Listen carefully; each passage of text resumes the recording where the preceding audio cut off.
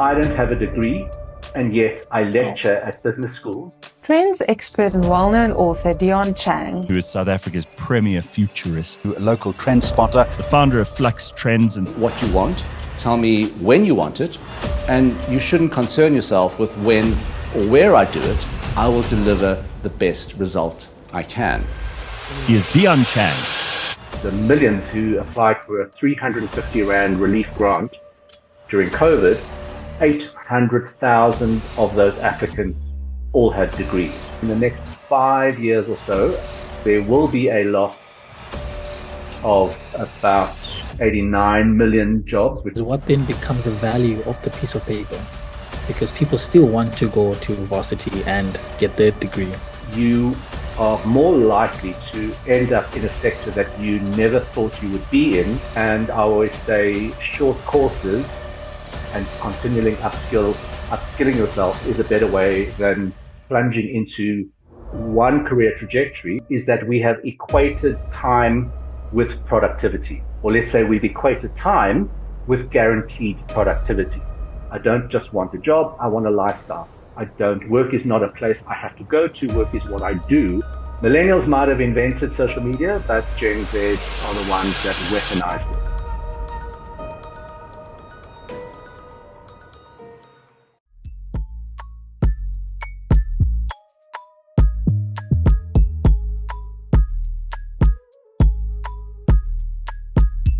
Perfect. Welcome, Dion. I'm very excited to have you here.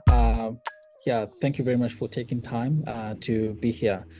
If you look at your life in the past 10 years and going forward into the next 10 years, how would you summarize what you do? I've been able to boil that down into one really short thing because I've been asked quite a few times, what do you do? And the short answer is, I'll make you think differently. So on the bio that I've put out, one of the things that I've put there is I'm a professional cage rattler, but in essence, I want to make you think differently. Short and sweet. That's amazing. In your own opinion, how will automation and artificial intelligence impact the job market? That's one of the most frequently asked questions I get is, so when the algorithms or the robots take over, which this year, it seems that generative AI is really, really taking over. The answer there is the displacement economy. So yes, some jobs will be lost, but then some jobs will also be gained. So if you look at the World Economic Forum, it's a Future of Jobs report for 2023. They reckon in the next 5 years or so, there will be a loss of about 89 million jobs, which sounds like a lot, but they said also there's going to be 69 million jobs expected to be created. So if you ask me that question, then it is about the net loss of about 14 million jobs. And if you look at that, it's about 2% of the jobs available today. So in a grand scheme of things, there's an adjustment, a small-ish adjustment, but we are talking about millions of jobs. So whenever I do a corporate class, I lecture at different business schools, I always ask the people to say, are you sure you're not in that 2% of the jobs that are going to be lost? And if you are, then what do you do about it? And how do you improve your skills or continue to improve your skills so that you make sure you don't fall into that 2% in the next 5 years? Oh, that's amazing. So if I don't want to fall into that 2% bracket, what skills, attributes do you believe would be most valuable for me? So that's an interesting question. So we're partnering with another company called Fresh Vision. And what Sharon does at Fresh Vision, which is what is my belief and mantra as well, is that your skills I think companies are starting to look more at capabilities versus skills. So it's a very nuanced conversation, but an important one to have. In fact, I write for City Press as well. I've just submitted a column, and that is a whole thing about tertiary education, the relevance or the value of let's say, base degrees or some degrees, and the fact that companies are starting to drop that requirement because over the years we've gone into something according to the Harvard Business School as it's called credentialing or degree inflation. So a lot of the jobs that are on the market today require a 4-year base degree or 3-year base degree for jobs that actually don't require those degrees. So we've kind of lost the way there. So coming back to your question is what kind of skills you do. I always recommend I get a lot of, have a lot of conversations with parents who say, what are the jobs of the future? What must my child learn? And I always say short courses and continually upskilling yourself is a better way than plunging into one career trajectory, which is a sort of almost outdated way of looking at careers, which is a very linear way of doing things. You start looking at a career portfolio now, and you amass a different skill set that is valuable to more than one company or more than one sector. And the other thing that I think is important is that I think beforehand, if you looked at a very linear career trajectory, you would expect to say, okay, you go to school, you go to varsity, maybe you get into one sector and you change your job 2-3 times in your career, but you stay within that sector. What you're starting to see now, especially with skills, future business models, the digitalization of businesses, is that you are more likely to end up in a sector that you never thought you would be in with the same skill set, because the lines are starting to blur now. And that's why it's really important to have a very, very sort of hybrid skill set. So to put it differently, and the other passion I have, and the other thing that keeps me awake at night is the fact of South Africa is obviously we've got a horrific youth unemployment rate. And again, if you look at the World Economic Forum, they are wanting to upskill a lot of people by 2030 or so.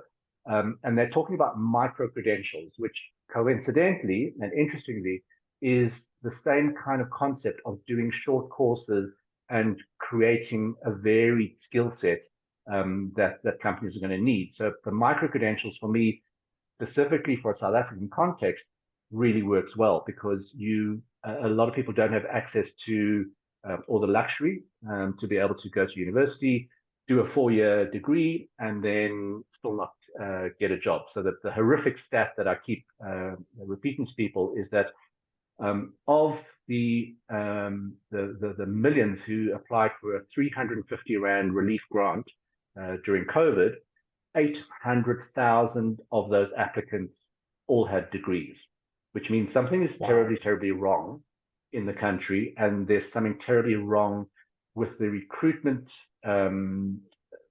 process and this concept of degree inflation or credentialing, because all of those 800,000 people thought that the doors of success would open as soon as they got that piece of paper from the university to say you got this degree, but that doesn't ring true anymore. And if you start looking at multinational companies across the world, they've started dropping that degree requirement, which is very, very interesting. And then if people still push back at me, I remind them that the Japanese space program no longer requires you to actually have a degree. So if the space program says it's okay, then I think a corporate company is going to be okay if they find a different way of capabilities versus skill set.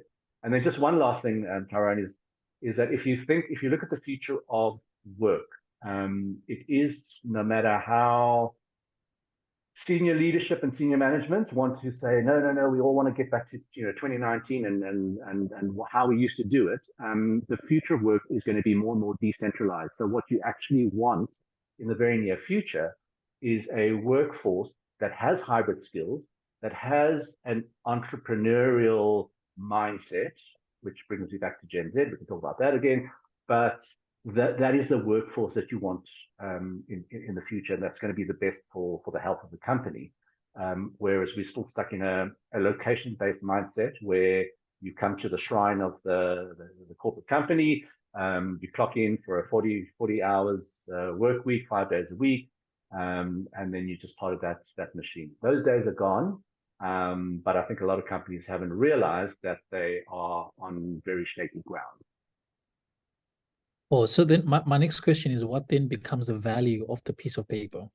Because people still want to go to varsity and get their degree. Yes, so I feel a lot of flack. So, I mean, if you think about this, I've been on this conversation and this argument since 2015. So Wow. 2015 was when fees must fall started rearing its head. We Yeah. still have the same issues. So since 2015, we haven't resolved. This is almost like a decade later. And in 2015, EY in the UK dropped this HR bombshell, and they said, and I mean, EY at that stage was one of the most kind of left brain companies. We only hire postgraduates, all of that, and they released this bombshell, and they said, actually, if you don't have a degree, we actually still want to speak to you because we have a different metric of measuring what your capabilities are. And there was such an outcry that they actually got an independent company to verify what their new system was. And the result was, you have a new system, go right ahead and carry on doing it. So I got a lot of flack because people said, well, don't you want your doctor or your lawyer or your engineer to have a degree? And I said, yes, you don't, nobody reads properly. But I said, it's not that degrees are completely obsolete, but there are different ways of doing things. So yes, your qualification is important, but we have got stuck, and our parents are equally responsible for this than as well as corporate recruiters of saying you have to have the degree. And how many young people have heard this? Just do the degree as a backup, or you've got to have a backup plan. Those days of a backup plan are also gone, because if you look at what the qualifications are, it's not that degrees are no longer necessary, but it's not the be all and end all of it. There are a wider range of qualifications better suited to future business models, which we are not looking at, but we're still stuck in this kind of you have to have that degree to be able to do that. So full disclosure, I don't have a degree, and yet I lecture at business schools. I lecture management, and I lecture senior management classes. People ask me to review their PhD research. So I'm sticking with my own guns to say that it is possible to get ahead in the world or find your niche in alternate ways. So all I'm saying is the degree is not the only way to get from secondary into tertiary and then into the job market. There are many ways of doing things there, but we are at let's call it a bit of an impasse with parents and with HR recruitment wanting that stipulation. So you're here, traveling the world, speaking all over the world, consulting, tracking trends, lecturing at business schools with no degree. With no degree. Do you often find yourself missing opportunities because people still expect you to have that degree when you have? No, because I'll tell you where it's become a little bit of an awkward conversation is when a business school, or I was invited by another multinational company last year to go to Saudi Arabia to give a one-day business of innovation lecture module, which I do, to the digital government agency in Saudi Arabia, which I have sort of 10 ministries there and everything like that. The fact that I didn't have a degree was not the issue, but the visa requirements wanted a qualification before they would let me in for a business visa. The other awkward conversation is when a business school actually wants me to put me on their books as faculty or adjunct faculty, and then they ask me about what my qualifications are, and I say, well, I don't have those qualifications, but I've done this, this, this, and this, and this, and this, and I've lectured at other business schools.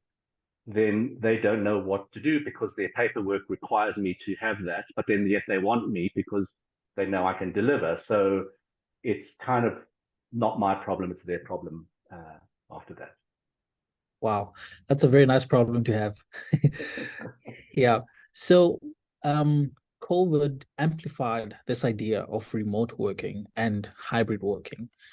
Yeah. But the struggle for leadership right now, or management, mostly management, is how do you track if a person is actually working while they're at home? How do you actually see if they're actually doing the work or if they're working for 8 hours at home? Okay, so now you've opened a whole new can of worms, which we can talk at a long time with this, because this also really is a real big bugbear of mine about corporate companies, corporate culture, is that we have equated time with productivity, or let's say we've equated time with guaranteed productivity. And any manager knows that is not true. So no matter how much they insist on it, they know deep down that's not true. That's not the way to measure things. And then if I go back to measurement of productivity, or we go to what people expect to be in the office. So a 5-day work week, 40 hours a week will equal or guarantee that productivity. But then I remind people that the 40-hour work week and the 5-day work week were established, the 40-hour work week was established in the late 18th century to stop factory workers working 80 hours a week. So they put it down to 40. Ford Motors pioneered the 5-day work week for exactly the same reason, for factory workers not to work 7 days a week, but to work 5 days a week. And then for some unknown reason, this was cemented for the whole world in a Labor Relations Act in 1936 in America. So for almost a century, we've been following an American labor law that is being used to measure factory workers in a knowledge and a digital era where those metrics are not the same. So again, we're stuck on an old system that we think, okay, well, that's how it works, and then it'll guarantee that. But people know that that's not true. So what you're starting to see is a lot more companies saying, we measure me on output and an outcomes basis. So there's also the acronym ROW, results only work environment, which was also pioneered a few years, and lo and behold, all the productivity went up. So with the onset of digitization or companies going into digital transformation, you are getting, and especially post-COVID, you're starting to see a lot more. Now this is sort of white collar office workers. You're starting to see a lot more people being digital nomads, working wherever they can, working remotely, doing all of those kind of things. And basically, it's just saying, tell me what you want, and when you want it delivered, I will deliver it to the best of my abilities on that date. It shouldn't concern you when I do it or where I do it. The support of company culture is a very different conversation, because yes, I do believe that there's a hybrid, there is a need for that. But fundamentally, the very rigid 40-hour work week, 5 days a week model to measure productivity is not only a fallacy, but it's going to be fast and obsolete. So that's what I said earlier, is that the future of work, whether they like it or not, in terms of leadership, is going to happen. We are going to become more and more decentralized. So you want that entrepreneur mindset. So it's somewhere between a full-time employee and an entrepreneur, somebody that can think for themselves. If you have a decentralized business, you're going to want people that are able to make their own decisions, be able to think very, very differently, have a hybrid skill set. That is the future of where business models are going. The old corporate temple and the hierarchies, the silos, all of those kind of things, we can see even now coming to the 21st century, that was a very 20th century model, which is not really ideally suited to what my passion is how to scale innovation in large organizations. Those kind of things, those structures, those 20th century structures are really, they blunt the innovation process. So it's not very helpful for innovation at all. And all companies want innovation at the moment.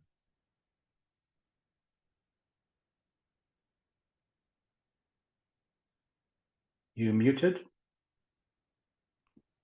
So the idea of a 4-day work week has been gaining traction. And what would you say have been the significant factors to that? All right. So again, full disclosure. So at my company, Flux Trends, we switched to a 4-day work week in September 2021. So we're almost 2 years into it. Wow. The world hasn't stopped for us. The sky didn't fall. It took a little bit of adjustment, but yes, I'm lucky because I run a small company, and we're able to do that, and we're a virtual company anyway. So just a little aside, we went into full lockdown in South Africa in March 2020 on a Thursday. 2020. The Yeah. Wednesday before, I handed my office keys to the caretaker because I had given notice of my office 1 month before that lockdown date. So I guess I can call myself a futurist if we were able to be able to do that. But back to your question, Taryn. So what is it all about? I think fundamentally, if you look at all of the different trends that have been popping up in the last 18 months, so the Great Resignation, semigration, quiet quitting, all of these things. There's a new one called rust, when people are just completely depleted. They are all little blimps on the radar. But what it really, really is, and the 4-day work week included, is what we at Flux call the lockdown life audit. So other futurists would have will tell you, or tell different companies, this is the future of work based on technologies, or this is how it's going to unravel.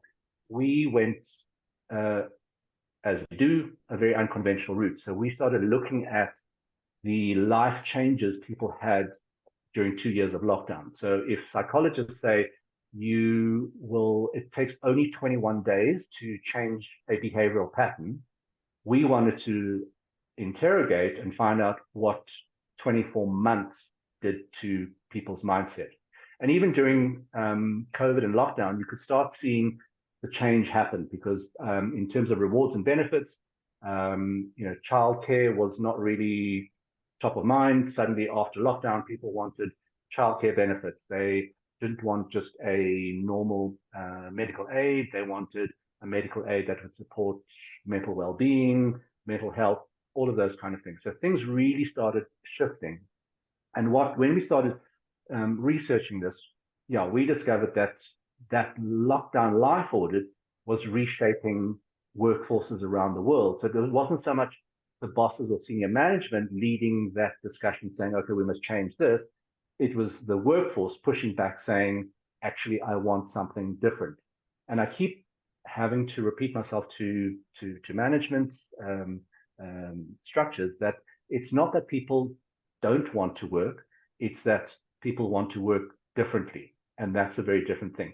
So when you mention the 4-day work week, there's inevitably a knee-jerk reaction when people, I go into every big corporate and they go, no, don't talk about 4-day work week. And inevitably when I do, the whole workforce says, yeah, we want a 4-day work week. And then the bosses get a bit grumpy. And my point with the 4-day work week is not just it has to be a dead break that everybody gets a Friday off. Because if you look at companies around the world and different countries, not only countries have done tests and about a 4-day work week, is the key to that is the flexibility. People just want a flexible way of doing things, of balancing their life. They don't want to be that cog in the machine anymore. They want that lifestyle. So ironically, before the pandemic, a Gen Z mantra would be, I don't want a job, I want a lifestyle. So your baby boomer bosses would like splutter and choke on their coffee and say, yeah, well, that's, that's not going to happen very often. And then the other mantra was, work is not a place I go to, work is what I do. And so ironically, after COVID and with this lockdown life audit, the rest of the world are going, actually, maybe those Gen Zs had something that we all want. I don't just want a job, I want a lifestyle. Work is not a place I have to go to, work is what I do, and I want some balance. So the 4-day work week is part of that.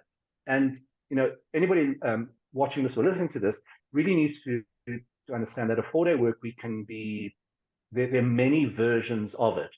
So in Iceland, they slice the 40-hour work week into a 38-hour work week. Sometimes you get companies that do every alternate Friday. Sometimes different teams will rotate, maybe once a month, maybe twice a month, they'll have a Friday off.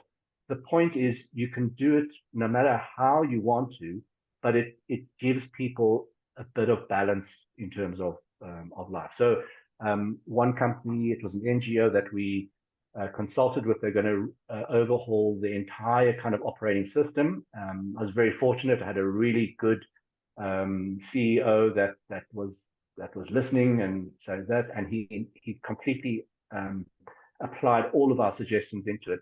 And the one thing, it just shows that he said, okay, instead of starting at 9 o'clock, let's start the day at 10 o'clock. This was before remote working, but it had sort of hot desking, all of those kind of things in the system. And he said the minute they switched on to that, all of the parents, specifically the working moms who had to do the school run and everything like that, were just completely relieved. They were chilled. They just were more present at work because they could get all the house stuff done, the school run done. Then they would come to work, and then they were fully focused instead of trying to rush through everything. So I think the thing is just is empathy and a very different management system. Wow. It's funny that you mentioned the Gen Zs. How, say I'm a business owner, how can I engage and manage and connect with them effectively? Because they are a different generation. Yeah, absolutely. And so that's why at Flux, we're very proud of our research. I started researching Gen Z 8 years ago, long before they even started coming of age, because I knew these were the first digital natives of humanity. So the learning patterns, the how you access information or the access to information is completely different to any other generation, even to millennials. And I've got this wonderful video clip that I play when I have to explain Gen Z to older corporates, and especially retail companies. And the clip says, and there's a young Gen Z a female that says, millennials might have invented social media, but Gen Zs are the ones that weaponized it. And I said, yeah, you've got to be careful. Don't underestimate a digital native at all. So in terms of engaging, that's also true, because I think one of the big fallacies is that, oh, well, okay, Gen Z, they also just want to be remote workers, all of that. And I said, that's actually not true. It's one characteristic of that generation is that it's a learning experience. So even in terms of branding, if you go into the retail space, a brand is a knowledge portal. You expect that brand to be an expert on those things, and you want that, whether it's sort of sports attire or food or something like that. And even that kind of buying process, it's about the story behind it, it's about the sustainability, it's about fair practice, all of those kind of things. There's a high social justice barometer in it. So that affects a lot of things, or the lenses that Gen Z look at everything through. So whether it's the work, the corporate culture, the products I buy, all of those kind of things. And work specifically, and this is again the big disjoint. You can see a pattern going here. I've got this beef with kind of old stuck leadership. And the problem is that the leadership aspect is, well, Gen Z is an entry-level workforce. You come in, you don't know the business, so you sit down and you shut up. And I say that is the worst thing you can do. And then don't come to me a year later and say, oh, we can't retain any of this young workforce because there's just a big churn in it, and they only stay for the 2 years that it looks okay on the CV. And I'm saying you forget that it is a learning process. So the fact that it's not just remote, I want to come into the office because I want feedback from my manager, my superior. I want to know how I'm doing. I want to learn from my mistakes.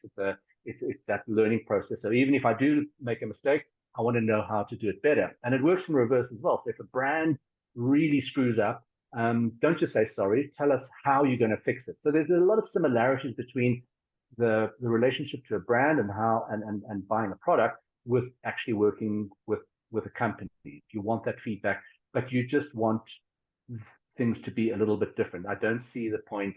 I'm busy dealing with another sort of global educating company, and I was speaking to somebody, and they were in Singapore, and they said there's a very conservative corporate culture there. So I said, yes, I understand that. It's very patriarchal, very hierarchical.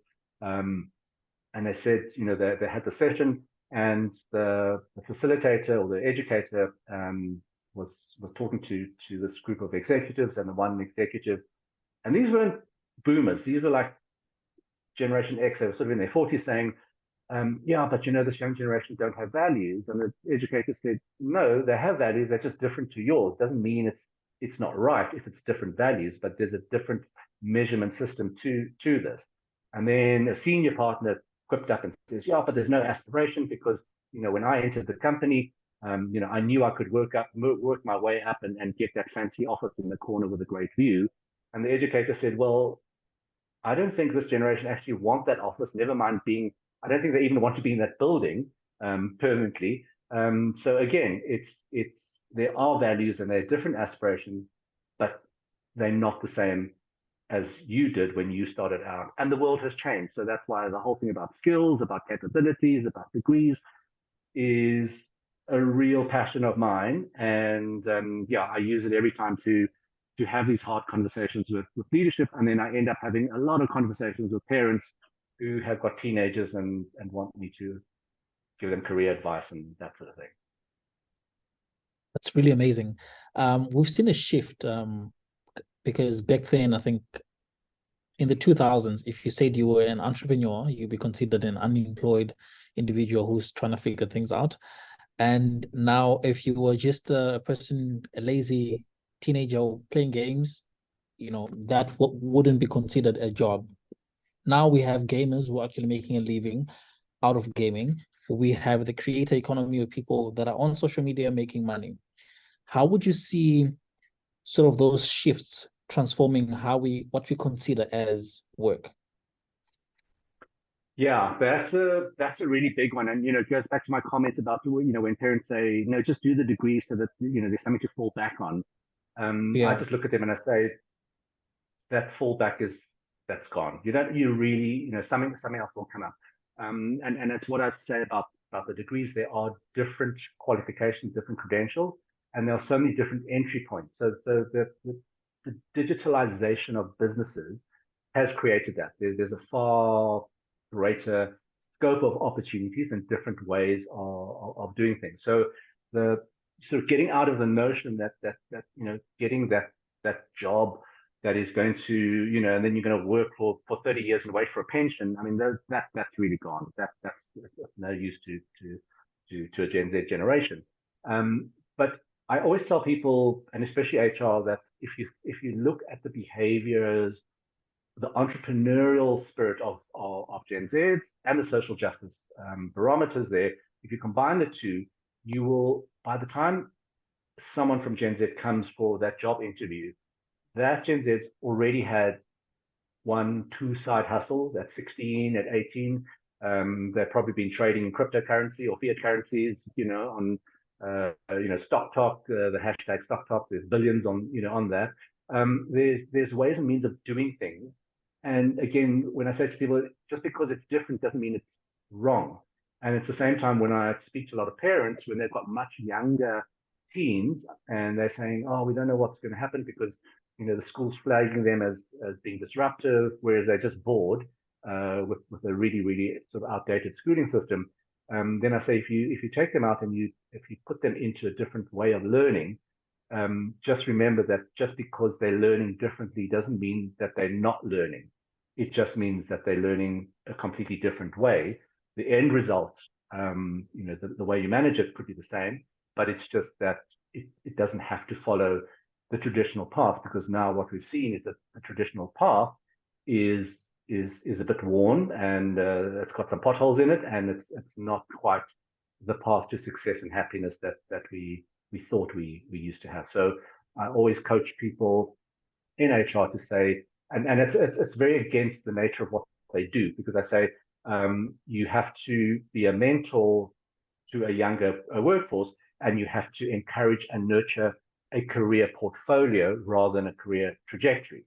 So you will have that career portfolio, you will amass that, and as I said before, you will switch lanes, you will go into a different sector that you never thought you would land up to.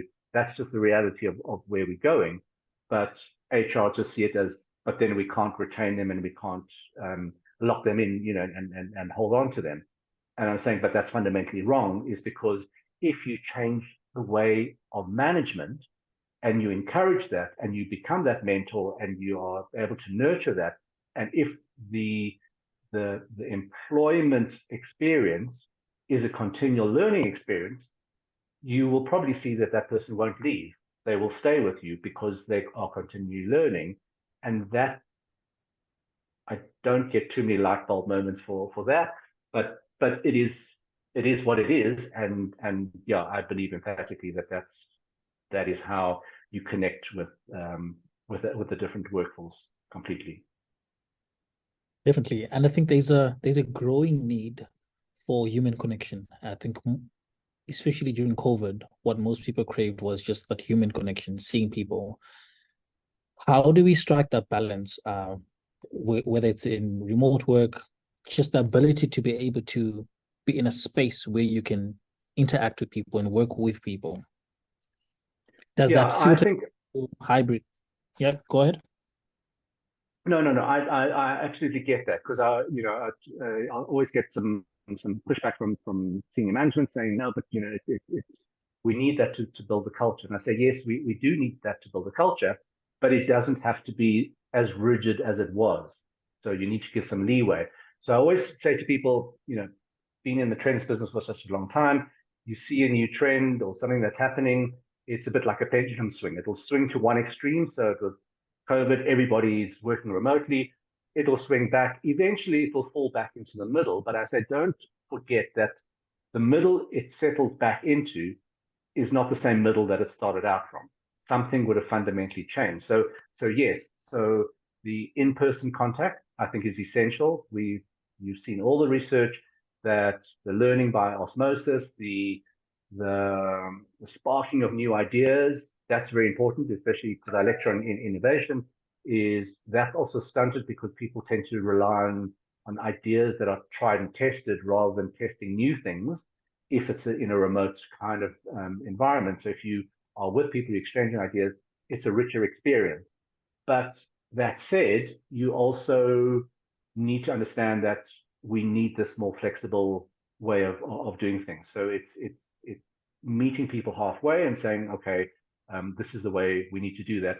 And the one crucial thing about that is about management, because we understood, we've seen during COVID and lockdown, the steepest learning curve was actually with your middle management, because they were never trained or they never had to manage a team remotely. So that was the biggest thing. So your senior leadership would still say, okay, well, we can do this, but it was your middle management that was really at the coalface and at the firing line of doing this, and they had to try and do that. So that kind of interaction with the workforce has changed remarkably, because it's not just about project management, it's more about people management. And they might say to you, yeah, but we've always managed people. I'm like, no, you've managed projects. You haven't really got under the skin of managing people and what the nuances about that is. It's a very, very different management technique compared to saying, okay, this is your deadline, crack the whip, let's meet this deadline, and don't worry about the sort of the soft stuff, and the human element to it. Now the human element is front and center of it, and now we've got to build management around that, and that's a difficult thing to do. Yeah. So let me paint a picture for you. Say I am a 22-year-old accountant. Is my job at risk? I would say yes, because 2023 is the year of generative AI. But also just remember, I mean, so they say there's all of these kind of scaremongering things about generative AI, well, your job's going to be taken, everything like that. Just because, I mean, if you think about a simple spreadsheet, hate it, love it, hate it, a spreadsheet is automation of one sort. It's just an earlier form of automation. It didn't wipe out jobs. It made jobs a lot more productive. It made it easier to be able to do things. So for me, if you're a 22-year-old accountant, to say yes, again, check if you're going to be in that 2% of attrition of those jobs that are going to be lost. If you think you are that number cruncher and some generative AI is going to be able to do your job, then best you already upskill yourself. And just because you're in your 20s doesn't mean you don't upskill. So I'm very fortunate to have my own personal case study. So my niece, she's in her 30s. She's an older millennial or a mid-millennial. And in her 20s, she upskilled herself 3 times. So she had sort of good forward thinking, and she upskilled herself in very different areas of expertise. So she went from UX to designing UX to finance to something else. And as a result, she is proof of the pudding of what I say. She has a set of hybrid skills, but she's a committed gig worker. So a lot of companies that she works with always offer her a permanent position, and she says, "Thank you very much, but I'm not going to sell my soul to you. You can up my hourly rate," which they do. And her skill sets are very, very, very valuable. So to that 22-year-old, I'd say yes, check about that 2%, but then also check what other skills you can add onto it to make your offering, your skills offering to any company a lot more attractive, so that you can change lanes a lot easier as well.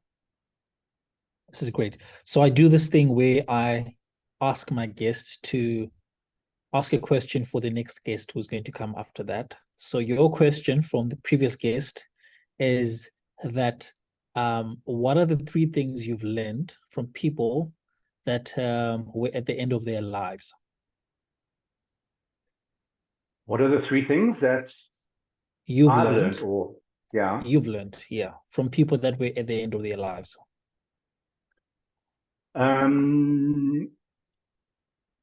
What I've learned is that there is a lot of regret. I wish I hadn't done this. I wish I hadn't, which is why we're talking about flexibility. I wish I hadn't spent all the time at work. I didn't miss my son's soccer match, all of those things. So there's regret. The other thing is that we all think we have time. We don't. So you live your life a lot more mindfully, and you do things because life is short, and you have to do that. And the last one is just is that humanity. The more we go into a digital era and a digital world, and we've got generative AI, we've got automation and robotics and everything like that. I fundamentally believe that humanity is going to become even more important than that. We see it with young Gen Z, sort of the incidence of loneliness, just being completely on a digital native is not working for the human species. The human species needs touch, it needs contact, it needs that kind of humanity. And if you look at the way the world is going, never mind if you're just dying, I think the world needs a lot more humanity, full stop. So just be nice. Oh, thank you very much. And what question would you ask the next guest? The next question I'd like to ask the next guest is, well, it's something that I always do at the end of my innovation modules. I ask somebody to pledge when they go back to the office the next day, is what are you going to do differently from tomorrow? And you've got to stick to that. Just even if it's one thing, what are you going to do differently? Because if you do the same thing and you expect the same result, then that's the definition of stupidity. But we're in such a fast-changing world. So if the world is changing so fast, what is your pledge for tomorrow that I'm going to do something different? Oh, thank you very much, Dion. I'm going to ask you just for a parting message, 60 seconds. Feel free to speak whatever message you want to pass out to the viewers. Okay, gosh. Elevator pitch, I guess, is yes. I just think be open to learning in the experience and being in the trend space and just looking at what is coming up ahead. I go into so many different companies where, yes, I understand it. Things are unraveling, so people are buried in operational issues. But for me, as a futurist, as a trend spotter, and everything like that, there are things that are coming up on the horizon that are big game changers. If you're not aware of them, then they're going to take you out, or you're going to be left eating your competitors' dust, or you're just going to become irrelevant. So open yourself to learning, to changing your own mind as well. I think that's a really important one. Don't be afraid to say, okay, maybe I was wrong, and change your mind. You can change your mind. but just be open to it and embrace new things as much as possible. And if you can't embrace it, at least acknowledge that it's there. You don't have to drink the Kool-Aid. You can just say, okay, the Kool-Aid's there, and I'll pass on that, but I know it's there. So. Wow. Thank you very much, Dion. Thank you very much. Appreciate your time. And thank you to the viewers and listeners. Thank you for watching. Like, subscribe, comment. Thank you very much. Right. Thanks very much. Thank you, man. Thank you for your time. Appreciate it. Good.